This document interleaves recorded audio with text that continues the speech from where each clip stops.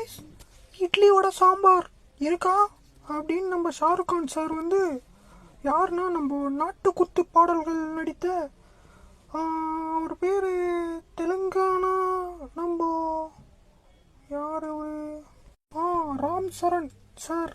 அவரை வந்து நம்ம அம்பானி வீட்டு ரிசப்ஷன் அழைப்புக்கு வந்திருக்கார். ஓகேங்களா, அவர் ஒரு நடிகர், ஆக்டர், சீஃப் கெஸ்ட். ஓகேங்களா, அவரை வந்து பார்த்து நம்ம ராம் சரண் சாரை வந்து பார்த்து நம்ம யார் தெரியுமா, ஷாருக் கான்.